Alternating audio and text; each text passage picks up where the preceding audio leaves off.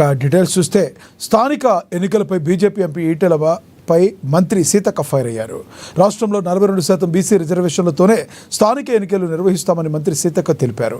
ఈ మేరకు మహబూబాబాద్ జిల్లాలోని కొత్తగూడ, గంగారాం మండలంలోని ముఖ్య కార్యకర్తల సమావేశంలో సీతక్క పాల్గొన్నారు. స్థానిక సంస్థల ఎన్నికల్లో బీసీలకు 42% కల్పించకుండా కేంద్రంలోని బీజేపీ ప్రభుత్వం అడ్డుపడుతుందని విమర్శించారు.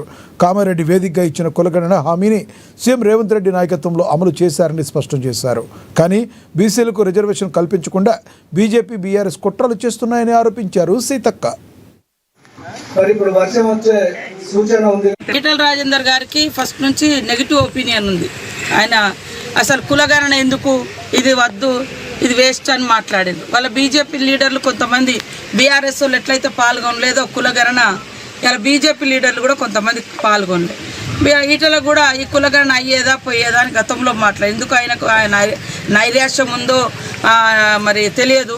బీసీ బిడ్డగా చెప్పుకునేటువంటి వ్యక్తి బీసీలలో ఒక ఉత్సాహాన్ని నింపి మనం సాధించుకోవాలి రండి, నేను సెంట్రల్ గవర్నమెంట్లో ఉన్నా, మేము ఎంపీగా ఉన్నాం, కేంద్రంతో ఒప్పిస్తా, అక్కడున్న పెండింగ్ బిల్లులు క్లియర్ చేయిస్తా, జీవోలు క్లియర్ చేయిస్తా అని చెప్పాల్సింది పోయి ఇది అవుతుందా పోతుందా అంటే మరి అది బీసీ వ్యక్తిగా మీరు అలా మాట్లాడడం అయితే ఇది చాలా దురదృష్టకరం. మేము ఒక సంకల్ప బలంతో పోతున్నాం, ఒక చిత్తశుద్ధితో పోతున్నాం. లేకుంటే మాకు 2023 డిసెంబర్లో ఎన్నికలు అయిపోగానే ఫిబ్రవరిలో మనకు లోకల్ బాడీ ఎన్నికలు క్లోజ్ అయినాయి, అంటే లోకల్ బాడీస్ క్లోజ్ అయినాయి. అప్పుడే ఎన్నికలు పెడదాం. బీసీలకు ఖచ్చితంగా 42% రిజర్వేషన్ మనం మాట ఇచ్చినాం, మాట కట్టుబడి ఉండాలని.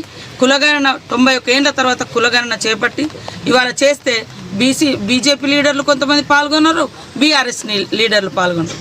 దీంతో వాళ్ళ చిత్తశుద్ధి ఏందో అర్థమవుతుంది.